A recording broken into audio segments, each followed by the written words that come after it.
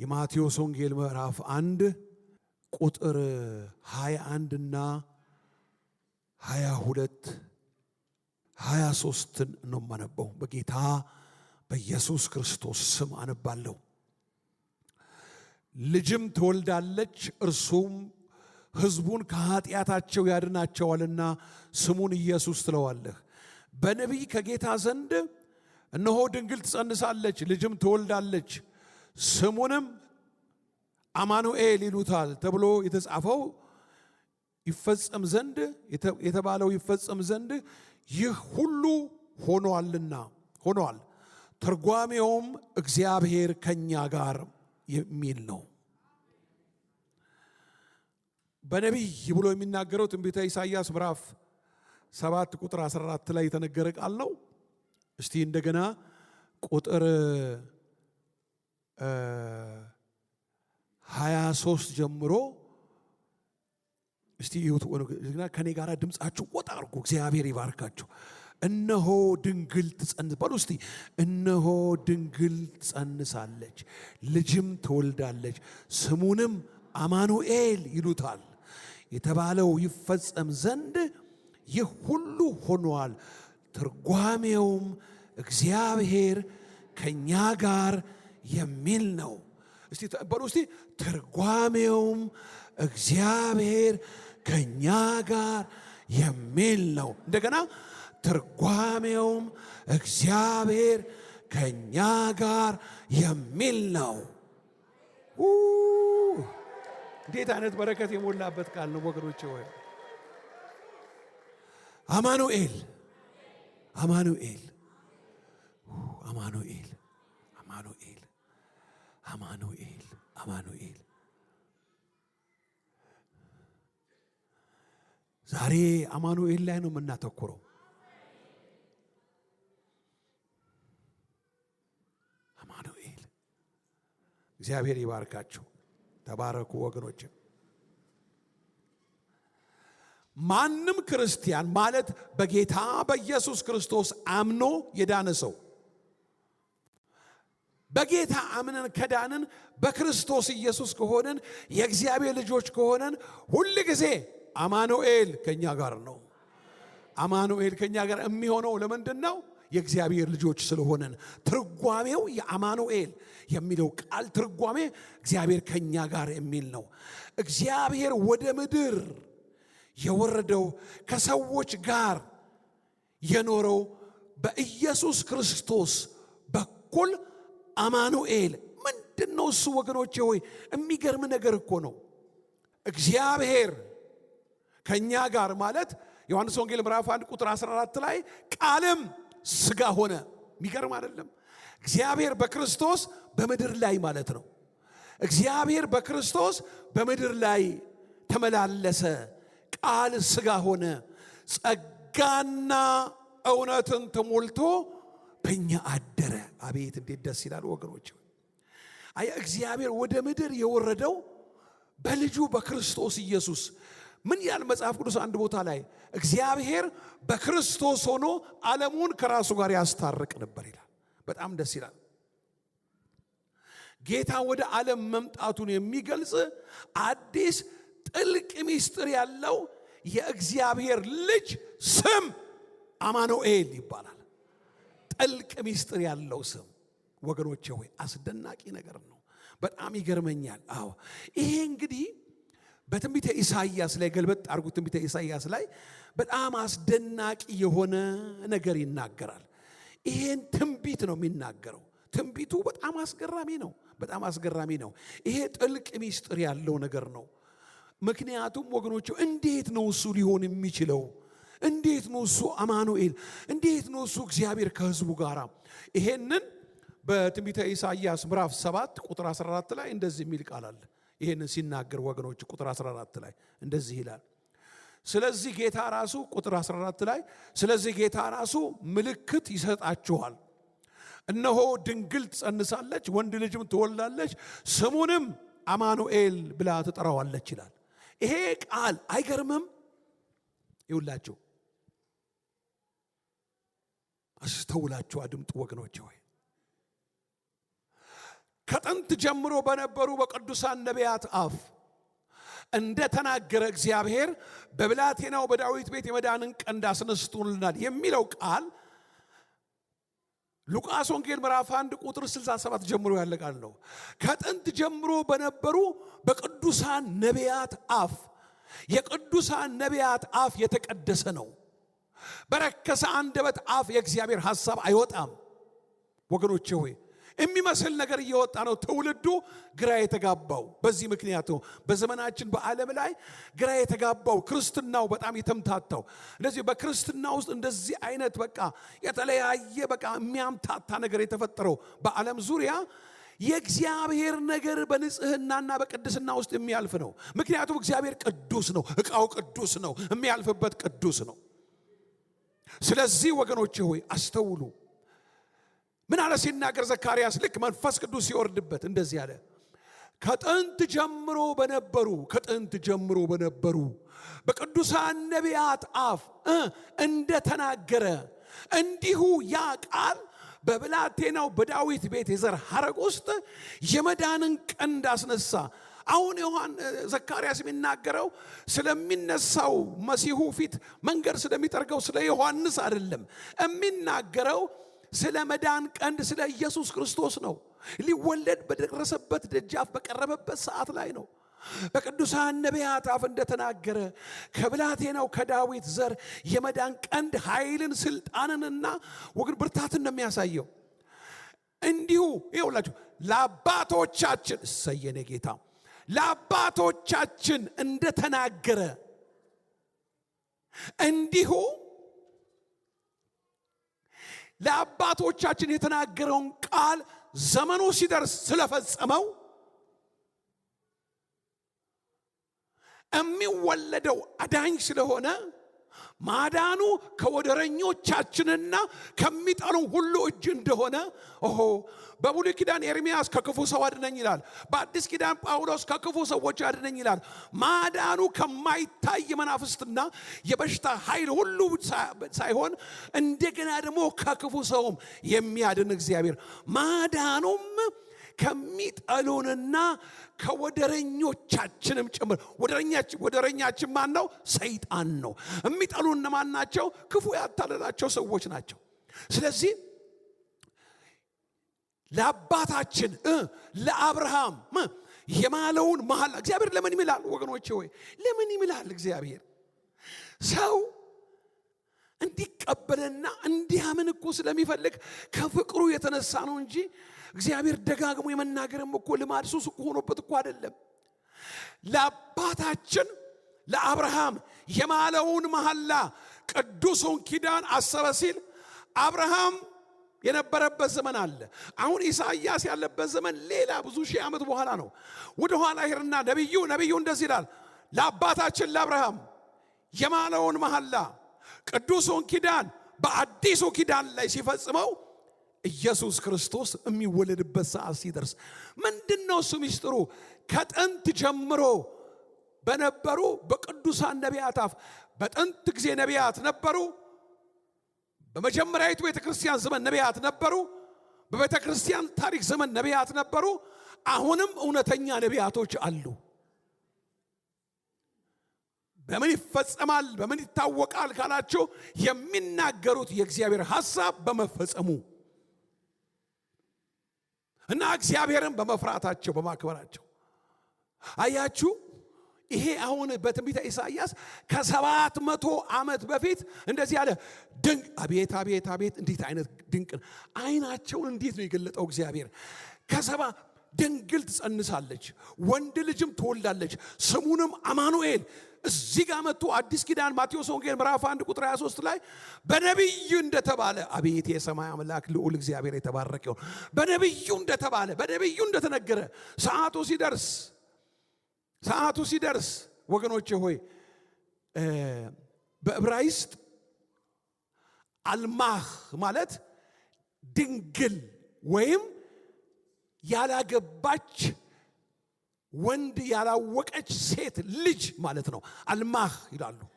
እና ምን ነበረች? ቅድስት ማርያም አልማህ ነበረች፣ ድንግል ነበረች። እና ድንግል ትጸንሳለች፣ ወንድ ልጅንም ትወልዳለች፣ ስሙንም አማኑኤል ይሉታል አለ። ሰዓቱ ደረሰ። ከዛ በኋላ ስለ አማኑኤል ከተናገረ በኋላ እንደዚህ ይላል። ምዕራፍ 8 ላይ ተመልከቱ ወገኖች ሆይ፣ ኢሳይያስ ምዕራፍ 8 ላይ ከቁጥር 5 ጀምሮ ነው የማነበው። እግዚአብሔርም ደግሞ ተናገረኝ። አቤት እግዚአብሔር ይናገራችሁ። እንደው ምን ያህል ትረዱኝ ይሆን ወገኖቼ? ወይ ይኸው ግድላችሁ ሰው ብዙ ተናግሯችኋል። አሁን እኮ ምን መሰላችሁ? ሰው ሁሉ የሚለፈልፍበት ዘመን ነው። ምላስ ያለው ሁሉ የሚናገረው፣ ኢንተርኔቱ፣ ሶሻል ሚዲያው ሁሉ የሚለፈልፍበት ሰዓት ነው። ግድ የለም እግዚአብሔር ይናገራችሁ፣ እግዚአብሔር ያስረዳችሁ፣ እግዚአብሔር ቃል ይንገራችሁ፣ ከእግዚአብሔር ዘንድ ይውጣላችሁ። ምን አለ ባሪያው ሲናገር እዚህ ጋር እግዚአብሔር ደግሞ ተናገረኝ የሚለው ቃል ደስ ይለኛል። እንዲህም አለኝ፣ ይህ ሕዝብ በቀስታ የሚሄደውን የሰሊሆምን ውሃ ጠልቷልና ረአሶንና የሮሜልዩን ልጅ ወዷል። ስለዚህ እነሆ እግዚአብሔር በብርቱ በብዙ የሆነውን የወንዝ ውሃ የአሦርን ንጉሥና ክብሩን ሁሉ ያመጣባቸዋል።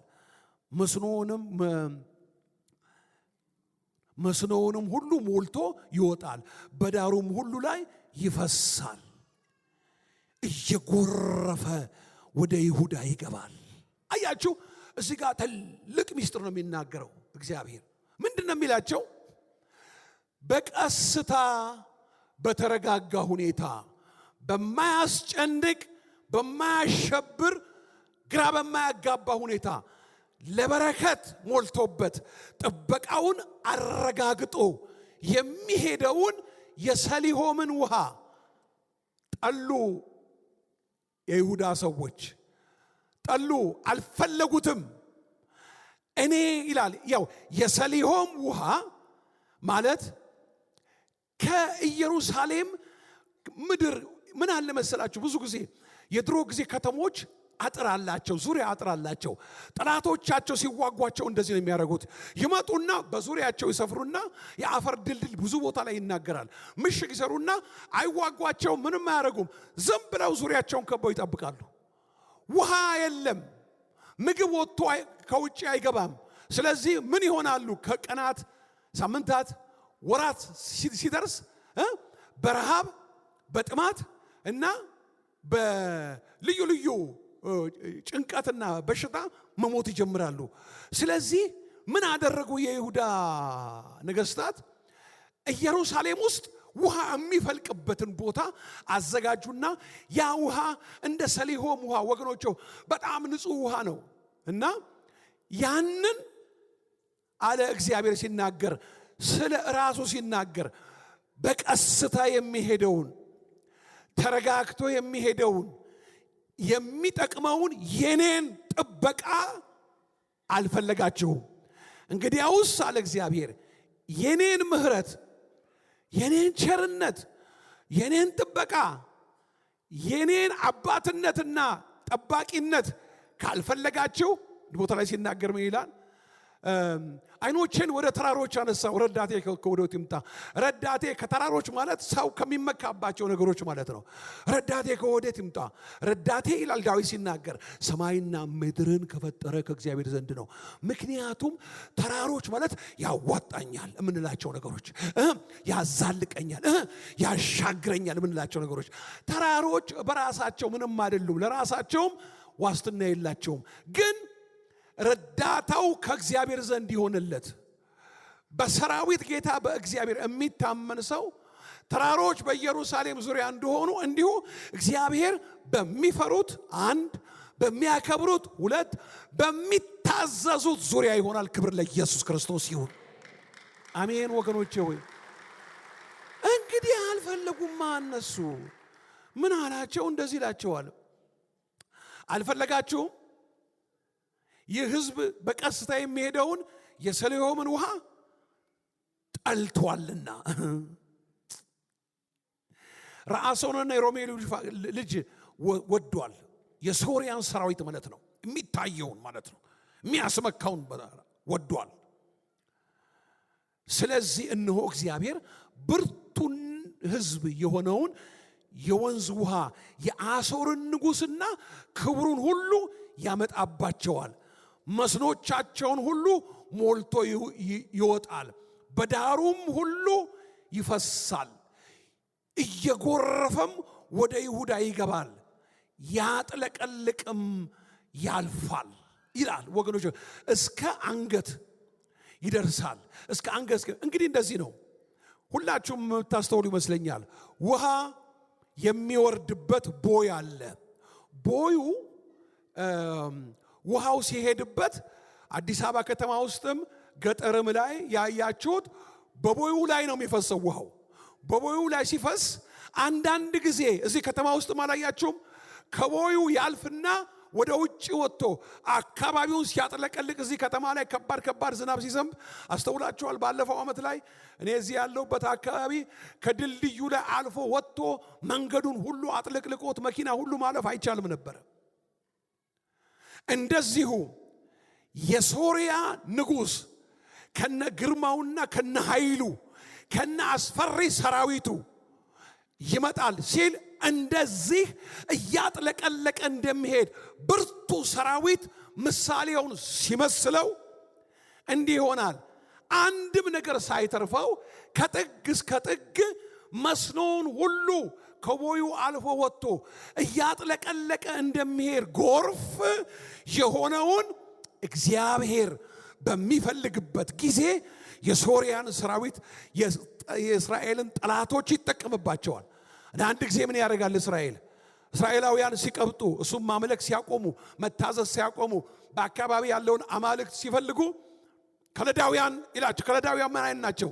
ፈረሶቻቸው አቤት አቤት አቤት አቤት እንደ ነብር የሚንሳፈፉ ፈረሶቻቸው፣ ጨካኞች፣ ለሕፃናት ለሴቶች የማይራሩ አመጣባቸዋለሁ ይላል። የዛን ጊዜ እነኛ ከለዳውያን ሲቀጠቅጧቸው ሲያስጨንቋቸው እግዚአብሔር ሆይ የዛን ጊዜ ፊቱን ይመልሳሉ።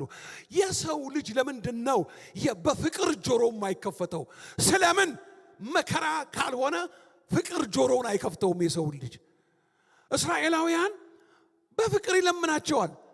እኔ ነኝ አባታችሁ፣ እኔ ነኝ ንጉሳችሁ፣ እኔ ነኝ መሪያችሁ፣ እኔ ነኝ አሳዳሪያችሁ፣ እኔ ነኝ አቁራሻችሁ፣ እኔ ነኝ አሰማሪያችሁ፣ ከኔ ውጪ ሌላ የምትፈልጉበት ምክንያት ምንድነው ሲሉ እግዚአብሔር ማምለክ እንደ ከንቱ ነገር ይቆጥሩትና ነቢያቱ የሚናገሩትን ይዘጉ ኢግኖር ያደርጉና የአካባቢውን አማልክት የተቀረጹ ምስሎችን ማምለክ ሲጀምሩ እግዚአብሔር ስለሚወዳቸው የሚቀጠቅጠውን ሰራዊት ያዝባቸዋል።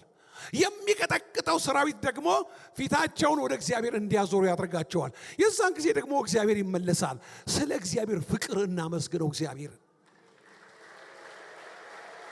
በፍቅር እኮ ነው የመለሰን። ብዙዎቻችን አይደለም እንዴ ወገኖቼ? በፍቅር እኮ ነው የመለሰን። ይሄ እኮ ምን መሰላችሁ? መመለሻው እኮ ነው፣ ፍቅሩ እኮ ነው። እግዚአብሔር ከፍቅሩ የተነሳ ቀሽቃሻዋን በግ እግሯን ነካ አድርጎ መሮጥ እንደማትችል አጥፎ ወይ አስሯት እንደዚህ አይታችኋል። አንዳንድ ሰዎች በሬ ወይ አህያ ምናምን መንገድ ላይ ሲጥሩ አይታችኋል። ከሶስት ከአራቱ እግር አንደኛውን እጥፍ ያደርጉና ያስሩታል። በሶስት እግሩ ለምን መሰላችሁ? የማይሆን ነገር እያደረገ ሲያስቸግረው በቃ ሄዶ መከራ እንዳያመጣበት መያዣ እኮ ነው፣ መያዣ ነው። አያችሁ ወገኖቼ ሆይ፣ እንደዚሁ ምን አደረገ እግዚአብሔር? አሁን ያንን አስፈሪ የሶርያ ሰራዊት፣ ያንን ኃይለኛ የሶርያ ሰራዊት ከውሃው ከቦዩ ወጥቶ እያጥለቀለቀ እንደሚሄድ መጣ። ወደ ይሁዳ እያጥለቀለቀ መጣ፣ እየዋጠ መጣ። አሁን እንግዲህ ምንድነው? የጭንቅ ሰዓት ነው። አሁን የመከራ ሰዓት ነው። ወገኖቼ ሆይ የሶርያ ሰራዊት እያጥለቀለቀ ሲመጣ የይሁዳን አውራጃዎች የይሁዳን ወረዳዎች ሁሉ ሲያጥለቀልቅ አንድ ነገር ሊሆን ነው። ጉድ ሊፈላ ነው። እያጥለቀለቀ ያልፋል፣ እስከ አንገትም ይደርሳል። ይኸውላችሁ ወገኖቼ እስከ አንገት ሲደርስ ለምን መሰላችሁ? ቢያንስ ከዚህ በላይ እንኳን ቀርቶ ንስሐ ትገባለህ ወይ ነው። አንዳንድ ጊዜ አንዳንድ ሰዎች እኮ ቆንጠጥ ሲያደርጋቸው አሁንም አይመለሱም፣ ይሄዳሉ። አሁንም ነካታው ተመለስ ሲል አሁንም አይሄዱም። አንዳንድ ጊዜ እንግዲህ መመለሻው አንዳንድ ሰዎችን እግዚአብሔር ከፍቅሩ የተነሳ አልጋ ላይ ያጋድማቸዋል። አልጋ ላይ ሆነው ፓስተር ሄደህ አጣቅም አልጋ ላይ ሄደው ንስሐ ያስገባቸው ሰዎች ሁሉ ተመለሱ እያለ ለምኖ አሁን እነኚህ ሰዎች ምንድነው ልመናው ከወገብ አለፈ፣ ከጭን አለፈ፣ ከወገብ አለፈና አንገት ጋር ደረሰ። አሁን ውስጥ ትመለሳላችሁ። እኔ ባካችሁ አልጠቀመኝም፣ የእግዚአብሔርን ፍቅር ስለሚገርመኝ ባካችሁ እናመስግን።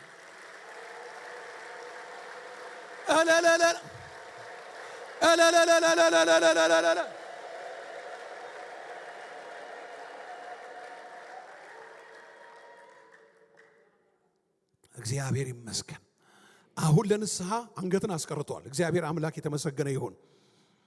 ከዛ በኋላ እስከ አንገት ይደርሳል። ካለ በኋላ አማኑኤል ሆይ የከንፉ መዘርጋት የአገርህን ስፋት ትሞላለች። አሜን። ምን ይሆናል መሰላችሁ? ለቅሬታዎች እግዚአብሔር ሆይ ምህረት፣ እግዚአብሔር ሆይ ይቅርታ፣ እግዚአብሔር ሆይ እባክህ ቸርነት እያሉ ለሚጮሁ አማኑኤል ይመጣል። ግራ ተጋብተው እግዚአብሔር ሆይ ቀኝና ግራቸውን አያውቁም፣ አንተን እኮ አያውቁም። ሰው አንተን ሳያውቅ ከሞት በኋላ ወዳለው መጨረሻ ግደስቲኒው አሰቃቂ ነው የሚሆነው። እባክህ እያሉ ለሚጮሁ አማኑኤል እንደ ሰው ቀላቅሎ አይመታም። አማኑኤል ሆይ የከንፉ መዘርጋት በምን ይመስለዋል? ንስር ጫጩቶቿን በክንፎቿ ስር እንደምትሰበስብ ስንት ጊዜ ልሰበስብሽ ኢየሩሳሌም ሆይ። ዶሮ ጫጩቶቿን በክንፎቿ ስር እንደምትሰበስብ ስንት ጊዜ ልሰበስብሽ ወደድኩኝ፣ አንቺ ግን እምቢ አልሽ፣ አልፈለግሽም፣ ተውሽኝ። እሺ እንግዲህ ቤትሽ የተፈታ ሆኖ ይቀርልሻል። ያድነን እግዚአብሔር። ወገኖቼ ሆይ አሕዛብ ሆይ እወቁና ደንግጡ። ለምን? እግዚአብሔር ታላቅ ነው። እናንተ ምድራችሁ የራቀ ሁሉ አድምጡ፣ ታጠቁም፣ ደንግጡ፣ ታጠቁ፣ ደንግጡም፣ ተመካከሩ፣ ምክራቸው ይፈታል። ቃሉን ተናገሩ፣ ቃሉም አይጸናም። እግዚአብሔርን በሚፈሩት ላይ እግዚአብሔርን ፈርተው ልዩ የሚችሉት ጥቅም በጠገባቸው በዙሪያቸው እያለ ሰው አያየኝም፣ ድርጅቱ አያየኝም፣ ተቋሙም አይደርስብኝም፣ ነፃ ነው፣ ልወስደው እችላለሁ እና እንደዛ ወስደው ብዙ ሰዎች እንደተንቀሳቀሱበት አይነት እችላለሁ። ነገር ግን ሰው አይደለም። ዮሴፍ እግዚአብሔር አየት ያየኛል ብሎ እንደሸሸ ስለ እግዚአብሔር ብላችሁ ነገሮችን ትታችሁ ሸሽታችሁ ከኃጢአት አንተን እፈራለሁ። እግዚአብሔር የሚፈሩትን በመጨረሻው ዘመን እናንተ ብሩካን ዓለም ከተፈጠረ ጀምሮ የተዘጋጀላችሁን መንግስት ውረሱ ከሚባሉት ወገን እንጂ ከፍየሎቹ ወገን መሆን አልፈልግም፣ አንተን እፈራለሁ ብለው ለሚንቀሳቀሱ ለሚኖሩ፣ ለሚገቡ፣ ለሚወጡ ይመካከሩባቸዋል። እነሱ አያውቁም፣ ለማን እንደሆነ አላውቅም። ይሄ መልእክት ከጥልቅ ምክር አለ፣ ከስጋ ለባሽ ምክር አለ፣ ከጥልቅ ከተለያየ አቅጣጫ አለ። ይመካከራሉ። እዚህ ጋር አገኛታለሁ፣ እዚህ ጋር እጄ ላይ ትገባለች፣ በዚህ አቅጣጫ ብትመጣብኝ በዚህ አታመልጠኝም ብለው ይላሉ፣ ይመካከራሉ። የተማከሩት ምክር ወደ ተግባር ሳይደርስ የጥልቁን ምክር የሚያፈርስ የይሁዳ አንበሳ አማኑኤል ከኛ ጋር ያለው ክቡ ለዘላለም የተባረከው አማኑኤል እዚህ ዛሬ የመጣሽው፣ እዚህ ዛሬ ቁጭ ያልሽው የተመከረው ምክር ፈርሶ ነው። የሚያፈርሰው ኢየሱስ ነው። ይማከራሉ፣ ክፋትን ይመክራሉ፣ አመፅን ይዶልታሉ፣ ተንኮልን ይጎነጉናሉ። ምክራቸው ግን እንዳይጸና ምክራቸውን የሚያፈርስ ዳኛ በዙፋኑ ላይ አለ። ይማከራሉ። የናዝሬቱ ኢየሱስ ስንት ጊዜ ምክር አፈረሰልሽ፣ ስንት ጊዜ ምክር አፈረሰልህ። ክፉ ምክር አገኘነው፣ ክፉ ምክር አገኘናት። በቃ እጃችን ላይ ገባች። ከዚህ ወዲማ አልቆላታል ሲሉ አያልቅላትም ብሎ ምክሩን እያፈረሰ ምክሩን እየበተነ ስንት ጊዜ አሻገረን፣ ስንት ጊዜ አሳለፈን፣ ስንት ጊዜ አስቀደን፣ ስንት ጊዜ አስቀጠለን፣ ስንት ጊዜ አስቀጠለን፣ ስንት ጊዜ አስቀጠለን። ይማከራሉ። የት ይማከራሉ? ጥልቅ ውስጥ ይማከራሉ። እባቦቹ ይማከራሉ። በውቅያኖስ ጥልቅ የተመከረው ምክር ያመጡና በአስፈጻሚዎቻቸው በኩል ነገሩን ያቀብላሉ። እግዚአብሔር ገና ከጥልቅ ያልወጣው ያንን የክፉውን ምክር እየበተነ ማኖር የሚችለው እግዚአብሔር ዛሬም ዳኛው በዙፋኑ ላይ ነው። ኢየሱስ ያድናል።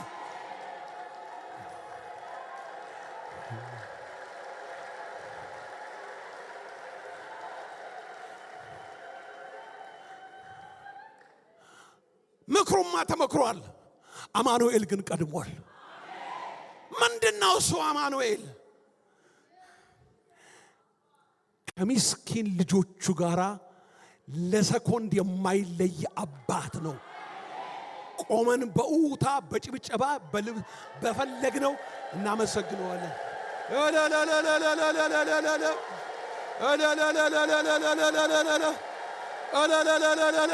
አማኑኤል አማኑኤል አማኑኤል አማኑኤል አማኑኤል አማኑኤል አማኑኤል አማኑኤል አማኑኤል አማኑኤል አማኑኤል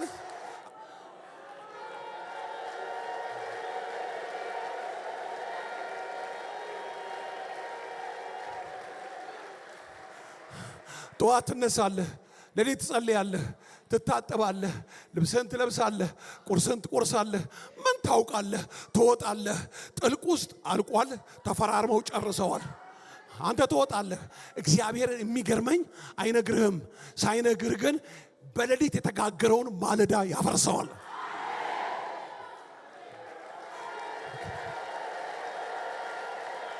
አማኑኤል አማኑኤል አማኑኤል አማኑኤል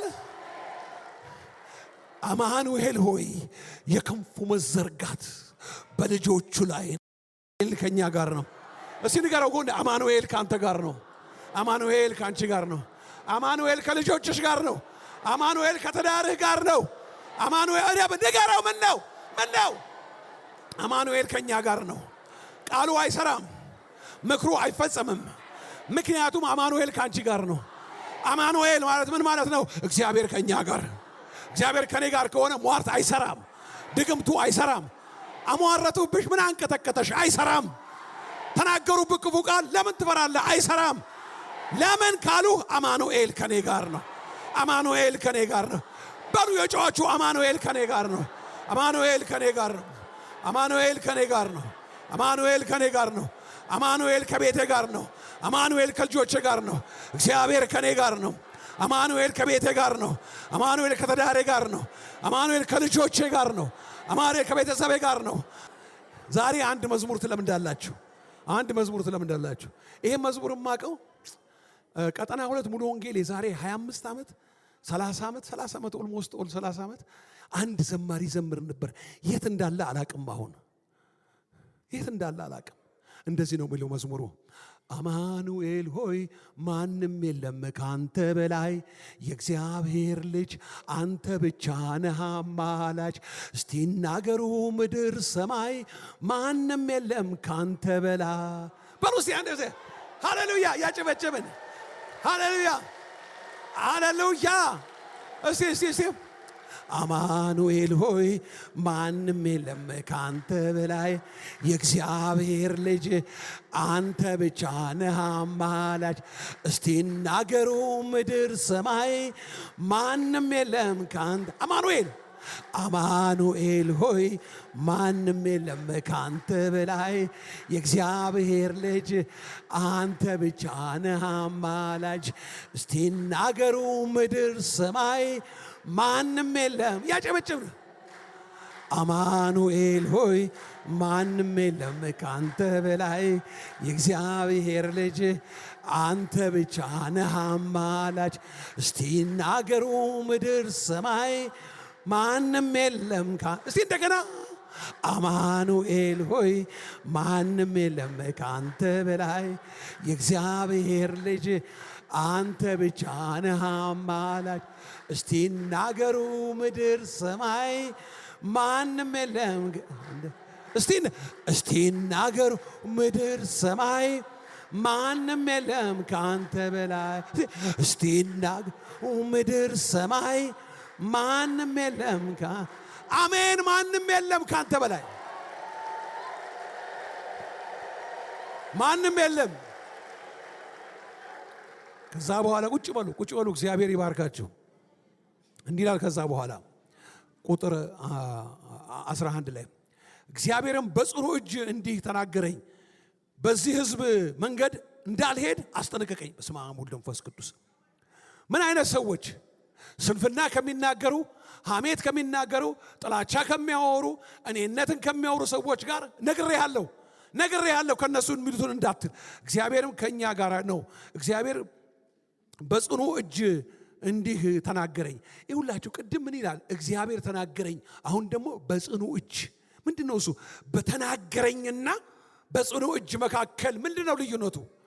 ማለት አጽንኦት አድርጎ በቃ በእርግጠኝነት ያለ መውረድ ተጠንቀቅ ያለበት ነው። ይሄ ጽኑ እጅ ተጠንቀቅ ያለበት ነው።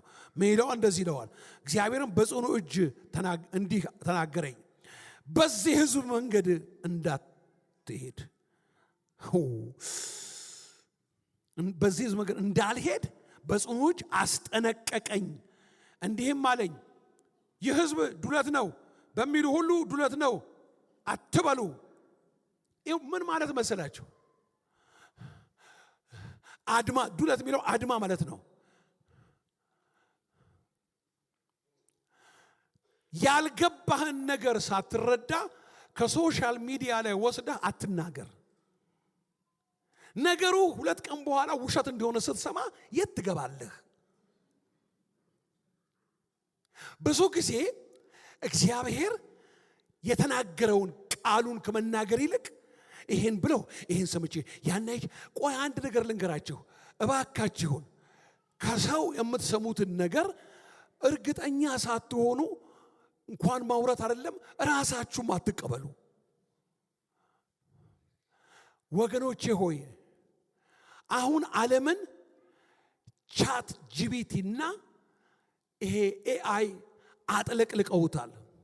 በእናንተ አፍ፣ በራሳችሁ አፍ፣ በራሳችሁ ምስል፣ በራሳችሁ ድምፅ ያላላችሁትን ነገር የሚናገሩ ቻት ጂቢቲውን የጸለየውን ጸሎት አይቼ ወገኖቼ ሆይ አቤቱ በደጅ እንደሆንክ አሁን ገባኝ ነው ያልኩት። ይኸው የሰማችሁትን ነገር ይህ ሕዝብ ዱለት ነው የሚለውን ማለት የሚናገረውን አመፅ፣ ጥላቻ እናንተ ደግሞ እንደ ገደል ማሚቶ አታስተጋቡት። ምን አድርጉ እናንተ ባልገባ። እኔ አንዳንድ ሰው በጣም ይገርመኛል። ራሱ ያልገባውን ነገር ለሰዎች እንዲገባቸው መናገር ይፈልጋል። በጣም ትልቅ የሆነ ችግር ነው ወገኖቼ ሆይ። በመጀመሪያ እኛ ተረድተነዋል ወይ? ክርስትናን በዓለም ዙሪያ እንደዚህ ችግር ውስጥና ድብልቅል ውስጥ ያወጣው ምንም የጌታን ነገር ሳያውቁ ሰው የተናገረውን ሰምቶ በሚናገሩ ሰዎች ነገሮች ተደበላለቁ። እባካችሁን በብርቱ እጅ አስጠነቀቀኝ እኮ ነው የሚለው። እነሱ የሚሉትን እንዳትል፣ ሐሜት ሲያሙ አብረን እንዳታማ፣ ጥላቻ አብረን እንዳትጠላ፣ ያላወቀውን ነገር እንዳትናገር። ወገኖች አንዳንድ ጊዜ እኮ ዕውቀት የሌለው ሰው ዝም ሲል ሰው ሁሉ ይፈራዋል። ዕውቀት ያለው ይመስላል። የለውም እኮ ዝም በማለቱ ብቻ አዋቂ ይመስላል። ይሄ እኮ ተመስገን ነው። ዝምታ ራሱ ከሰዎች ዘንድ መልካም ነገርን ያሰጣል። አሁን እኮ ምን መስላችሁ? ምላስ ያለው ሁሉም ይለፈልፋል። ሁሉም ይለፈልፍ በዘመን ነው። እስቲ ከእግዚአብሔር ሳንሰማ ላለመናገር እግዚአብሔር ይርዳን። አስጠነቀቀኝ፣ እንዲህም አለኝ፣ ይህ ሕዝብ ዱለት ነው በሚሉ ሁሉ ዱለት ነው አትበሉ። ምን አለ? ይኸውላችሁ ሰዎች የማይፈራውን ነገር ይፈራሉ። የሚፈራውን አይፈሩም። የሚከበረውን አያከብሩም። የተዋረደውን ነገር ያከብራሉ። መራራውን ጣፋጭ ይላሉ። ጣፋጩን መራራ ይላሉ። የሚያስፈራው ሲናገር ጌታ ኢየሱስ ሰውን የሚገድሉትን አትፍሯቸው። ለምንድን ነው እሱ እንደዚህ ያለው? ጌታ ኢየሱስ ለምንድን ነው እንደዚህ ያለው? ወገኖቼ ሆይ ለምንድን ነው? ሰውን የሚገድሉትን አትፍሯቸው። የመጨረሻ ችሎታቸው ሰውን መግደል ነው። እሱም እኮ ቢሆን እግዚአብሔር ከፈቀደ ነው እንጂ ከጸጉርህ አንዱ አትነቀም አለ እግዚአብሔር ፈቃድ። ያለ እግዚአብሔር ፈቃድ ምንም አይሆንም። ግን የሰዎች ችሎታ ቢሄድ ቢዘልቅ መግደል ነው። እሱም እግዚአብሔር ከፈቀደ ነው። ነገር ግን የምትፈሩትን ላሳያችሁ አለ።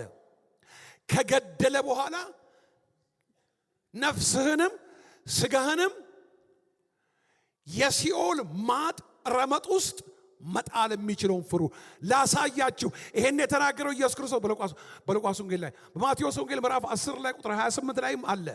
ሰውን የሚገሉትን አትፍሩ ይላል። ሰው ሁሉ እኔና እናንተ እዚህ ያለን እንኳን ብዙዎቻችንም ሳንቀር የምንፈራው ሊፈራ የተገባውን ሳይሆን የማይፈራውን ነው የምንፈራው። አንዳንዶቻችን በሽታ ነው የምንፈራው። አንዳንዶቻችን ችግር፣ ድህነት ይመጣብኛል ብለን ነው የምንፈራው። አንዳንዶቻችን ሰዎችን ነው የምንፈራው። ሰውን መፍራት ቃሉ ወጥመድ ነው ይላል። የሚያስፈራው ማን ነው? ሰማይንና ምድርን ባህርንም በውስጡ ያለውን ሁሉ በእጁ ላይ የያዘው።